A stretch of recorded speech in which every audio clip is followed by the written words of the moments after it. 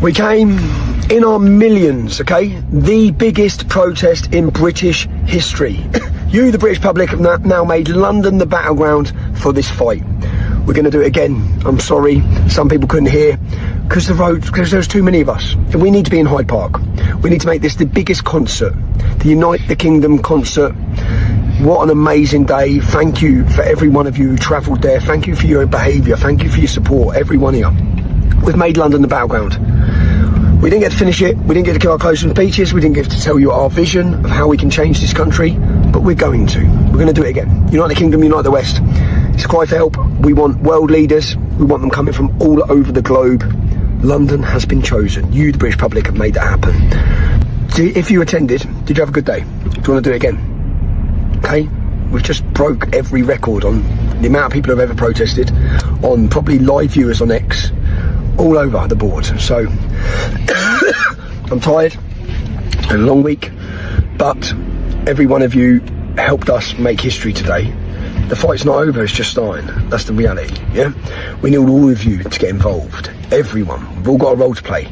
Don't talk about change, be the change. That's the reality, yeah? That's what we need. Thank you to Elon Musk, man. What a moment. What a moment. I got 20 minutes out of Elon Musk's time. He gave that time to you, the British public. He spoke up for us. He's continued to fight for us for free speech, as have Donald Trump, as have JD Vance. So when you voted, if you're in the United States, when you voted,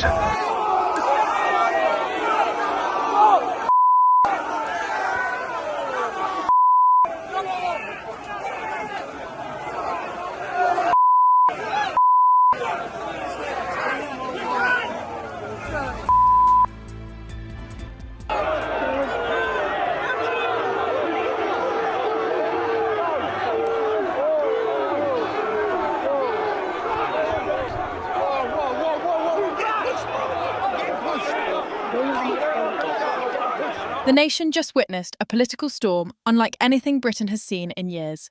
A protest that began as a march has been transformed into a global talking point, thanks to Tommy Robinson's fiery Unite the Kingdom rally, where Elon Musk's unexpected speech sent shockwaves across the country. Words were spoken that some are calling a rallying cry for free speech, while others warn it was nothing short of an incitement to violence. And now, in the aftermath of this extraordinary event, Tommy Robinson himself has made a fresh announcement that could escalate tensions even further. Britain is asking, has this movement crossed the line from protest to something far more dangerous? Tommy Robinson's Unite the Kingdom rally was billed as the largest political protest in modern British history. He framed it as more than a march. It was a declaration, a turning point, and a battle for Britain's future. Standing before a roaring crowd, Robinson positioned his supporters not as spectators, but as the very heart of a cultural revolution. He told them they weren't just attending a protest, they were writing history. He compared the atmosphere to a concert, insisting this was only the beginning, promising an even bigger gathering at Hyde Park. For his followers, this was no longer about policy or party politics. It was about identity, survival, and resistance. But the real shock came when Elon Musk appeared on screen, addressing the crowd with words that instantly polarised the nation. His warning was stark. Violence is coming to the right, whether they like it or not.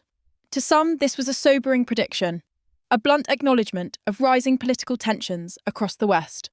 To others, it sounded like a dangerous call to arms. Musk told the rally that those who choose not to fight back would have no choice, because violence would eventually find them. The statement was explosive. For Robinson's supporters, it was validation, a tech billionaire standing with them, reinforcing their belief that they were under siege. For critics, it was chilling. A foreign figure seemingly stoking divisions in Britain's already fragile political climate.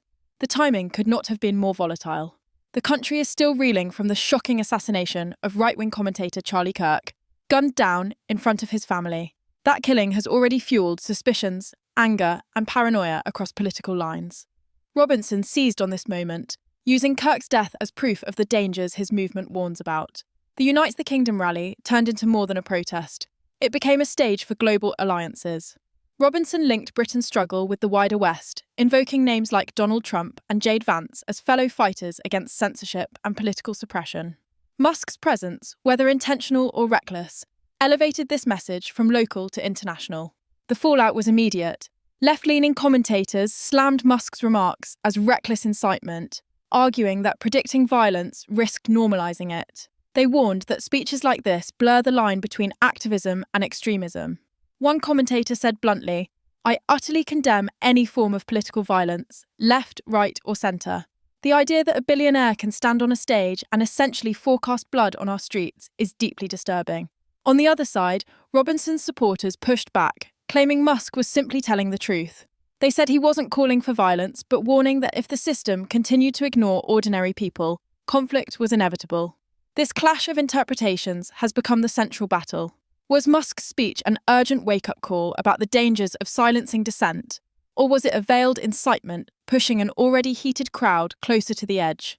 Robinson's announcement after the rally only deepened the uncertainty. He declared that what happened in London was just the beginning. He framed the protest as the spark of a movement too powerful to stop, and his next move would be even bigger. He promised a new gathering, more organised, more visible, more defiant. For his critics, this was a terrifying escalation. For his followers, it was proof that their movement had global backing and unstoppable momentum. In this moment, Britain stands divided. On one side are those who see Robinson and Musk as defenders of free speech, rallying ordinary people against a political elite. On the other are those who see them as reckless figures, dragging the country into dangerous territory where violence is no longer unthinkable but expected. And as the dust from the rally begins to settle, one thing is certain. The words spoken in London will echo far beyond that single day, shaping not only Britain's political future, but its place in a global struggle over freedom, truth, and power. The political shockwaves from Tommy Robinson's rally did not stop at the streets of London. They crashed straight into Westminster.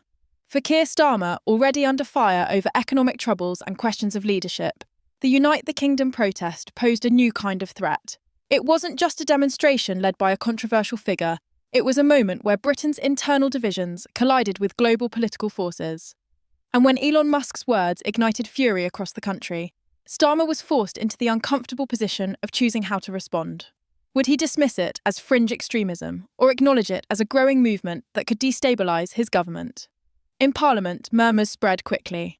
Conservative MPs accused Labour of ignoring the grievances that gave Robinson such influence in the first place.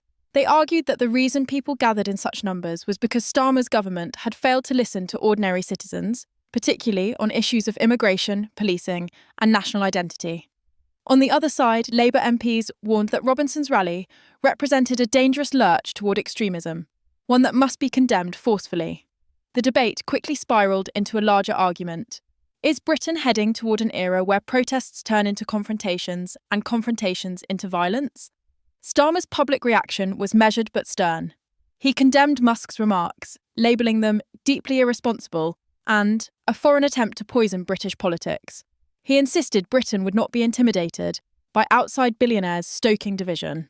But critics were quick to point out that this response did not address the deeper question. Why did tens of thousands feel compelled to rally behind Robinson in the first place? Why did Musk's words resonate with so many? For every condemnation, there was a counter-argument that the government itself had created the conditions for this anger to explode. Robinson, meanwhile, seized the political moment. He framed Starmer's words as proof that the establishment feared the people.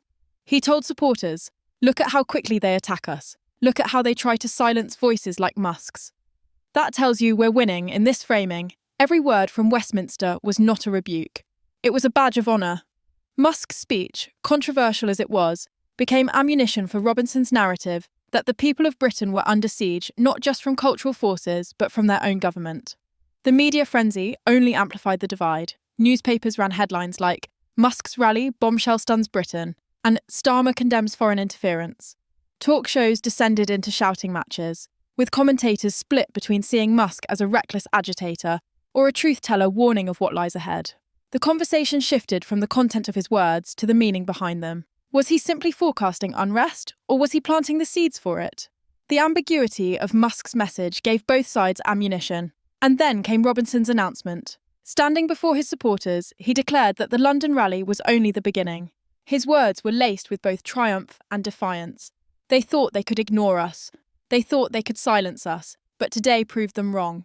And mark my words, Hyde Park will be bigger, louder, and impossible to ignore. The crowd roared, but for Britain's political establishment, it was a chilling declaration. If the London protest had already rattled nerves, the prospect of an even larger gathering sent alarm bells ringing. Behind closed doors, government advisers warned Starmer that Robinson's movement could not simply be dismissed as a fringe sideshow. Social media clips of Musk's speech were spreading like wildfire, shared not just in Britain, but across the Atlantic, where American commentators were framing the rally as part of a global uprising against political elites. Robinson was no longer just a domestic agitator, he was positioning himself as part of a transnational movement, one that Labour had little control over. For Starmer, the stakes could not be higher. If he moves too harshly against Robinson and Musk, he risks feeding their narrative of government oppression. If he ignores them, he risks looking weak in the face of a movement that claims to speak for millions. Britain, once thought immune to the kind of political polarisation tearing through America, suddenly found itself teetering on a similar edge. And with Robinson's promise of a larger, louder, and more defiant protest on the horizon, the question loomed: is this the beginning of a cultural rebellion that could reshape Britain's political landscape, or the spark of something far darker?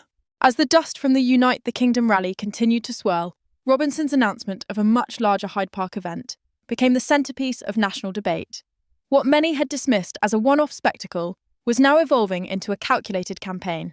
Robinson was not just rallying supporters, he was staging Britain's entry into a global struggle framed as the defence of Western values. And Elon Musk's words, whether intended or not, had given this campaign an international spotlight. Across the Atlantic, the rally was picked up by right-wing commentators, who praised Musk's involvement and echoed Robinson's message. American talk radio hosts portrayed it as proof that Britain was finally waking up to what they called cultural tyranny. Conservative influencers across Europe began circulating Musk's clip, with translations spreading in Germany, France, and Italy. Suddenly, what had been a British protest was being framed as part of a pan-Western cultural revolution. Donald Trump himself reposted snippets online, applauding Musk for telling the truth and praising Robinson's ability to mobilise thousands against what he called globalist censorship. For Robinson, this global amplification was a gift. He capitalised on it immediately, presenting himself not just as a domestic activist, but as a voice in a wider war. His messaging shifted from local grievances to universal ones: free speech, national sovereignty, and resistance to elite control. Hyde Park was promised not just as a protest, but as a gathering of nations, a place where voices across the West could come together in defiance. The promise of international speakers only fueled the frenzy, with rumours that prominent American figures might attend in solidarity. Keir Starmer, however, faced a nightmare scenario. On one hand, he needed to project strength, reassuring the public that Britain would not be hijacked by radical voices. On the other, every condemnation seemed to give Robinson more fuel. Advisers urged him to tread carefully, warning that treating the rally as an existential threat might elevate Robinson into a martyr for free speech. But silence was just as risky. With Musk's words dominating headlines, Labour was accused of being too slow to respond, too detached from the anger bubbling beneath the surface. The political opposition exploited this hesitation. Conservative MPs hammered Starmer in Parliament, asking why Labour was ignoring ordinary working-class voices and allowing Britain's political discourse to be shaped by outsiders like Elon Musk. Nigel Farage, never one to miss a moment, declared that Robinson's rally was proof that the establishment is crumbling, and accused Starmer of being out of touch with the people he claimed to serve. The more the government struggled to define its stance, the more Robinson's movement thrived. Meanwhile, the media war intensified. Television debates grew heated as clips of Musk's speech were replayed and dissected word for word. Linda Doubly called it a dangerous flirtation with violence, while Leo Pearce shot back that it was a call for awareness, not aggression. Matthew Stadlin, caught between, argued that the debate wasn't about the words themselves, but about the deep mistrust they exposed. Was Musk a reckless billionaire, dabbling in British politics, or a global figure giving voice to what millions already feared? The lack of consensus only heightened the tension. And then came the revelation that shook everything further. New leaks suggested Robinson had been in direct talks with international allies in the days before the rally. Emails hinted at coordination with American organisers, raising questions about whether the Unite the Kingdom movement was being quietly shaped by forces far beyond Britain. Starmer's critics pounced, warning of foreign interference at a scale not seen before. Robinson brushed it off, claiming it proved nothing more than solidarity among freedom fighters across borders, But the story would not die, and it painted a picture of Britain as a front line in a global cultural war. As anticipation built for Hyde Park, the air grew heavy with unease. Police quietly increased surveillance, bracing for numbers larger than London had seen in decades. Government sources admitted privately they feared violence, even if only sparked by counter-protesters clashing with Robinson's supporters. Musk's warning, "Violence is coming whether you like it or not," now hung over Britain like a prophecy waiting to be fulfilled. Was it a prediction? Was it a threat? Or was it a dangerous self-fulfilling cycle, where fear of violence made it inevitable? The rally had already crossed borders, reshaped narratives, and cornered the government. The next step, Hyde Park, would be more than a protest. It would be a test of Robinson's ability to control his movement, of Starmer's capacity to contain it, and of Britain's resilience in the face of a cultural firestorm that was no longer just British, but global. The stage was set for Hyde Park. What began as a protest had evolved into a movement. And what unfolded in London was no longer just about Tommy Robinson or even Elon Musk. It was about Britain's direction, its leadership, and its place in a world divided between global elites and populist uprisings. Robinson's announcement of an even larger rally was the spark. But Musk's speech, that blunt, electrifying warning that violence is coming whether you like it or not, was the accelerant. And together, they created a storm that Keir Starmer could not easily escape. In the weeks leading up to Hyde Park, the political temperature only grew hotter. Robinson's supporters flooded social media with calls for the biggest gathering Britain has ever seen. Videos of Musk's words went viral again and again, captioned with hashtags like #FightBack and #SaveBritain. The narrative took on a life of its own. For Robinson's base, this was no longer just about protesting government policy. It was about survival of free speech, of national culture, of ordinary people against what they believed was a hostile establishment. Meanwhile, Starmer found himself boxed in. Every word he spoke was dissected, every silence magnified. When he condemned Robinson as a dangerous agitator and Musk as a foreign billionaire meddling in British politics, critics accused him of weakness, of playing the same tired tune of dismissing real grievances. When he tried to pivot back to Labour's economic message, it rang hollow. The anger unleashed by the rally overshadowed everything else. Behind closed doors, Labour MPs admitted they were terrified, not only of Robinson's ability to mobilise, but of Musk's power to amplify the message across the globe. And Musk wasn't backing down. In follow-up comments posted online, he doubled down on his warning. He framed himself as a realist. "I'm not calling for violence," he said. "I'm warning you it's coming if governments don't start listening to their people." To his supporters, this was honesty, the kind no politician dared to speak. To his critics, it was reckless posturing from a billionaire with no stake in Britain's safety. Yet the ambiguity of his message kept the controversy alive. Was it a forecast or a veiled call to arms? The answer depended entirely on who you asked. As Hyde Park approached, security services grew nervous. Leaks suggested MI5 and counter-terrorism units were monitoring chatter about potential clashes. Government officials insisted Britain was safe, but privately they feared an eruption. The memory of Charlie Kirk's assassination lingered like a shadow. Was Britain on the verge of its own tragedy? Musk's words hung in the air, a prophecy no one could ignore. You either fight back or you die. The international spotlight only added fuel. Donald Trump praised Robinson's movement again, calling it a model for the fight against global censorship. American commentators declared Hyde Park would be Britain's defining moment. Across Europe, populist leaders voiced support, seeing in Robinson's defiance the echo of their own battles. Britain, once a spectator to American polarisation, was now a stage for the same drama. Free speech versus censorship, people versus elites, nation versus globalisation. For Robinson, this was vindication. In speech after speech, he reminded supporters that they had already shaken the establishment to its core. He framed Hyde Park not as a risk, but as destiny. They told us we were nothing. They told us we were finished, but we proved them wrong. And on that day, they will hear us in every corner of this country. No government, no billionaire, no foreign power can silence us. His followers cheered, ready to march again. But the more momentum Robinson gained, the more fragile Starmer looked. The Prime Minister was caught in a deadly bind. To ignore Robinson was to look weak. To confront him was to fuel the fire. His advisers urged calm, but the headlines screamed crisis. Polls began to show worrying signs. Public confidence in Starmer's ability to lead had slipped, while Robinson's name recognition soared. He wasn't just a fringe figure anymore. He was shaping the national conversation. And then came the twist that turned everything darker.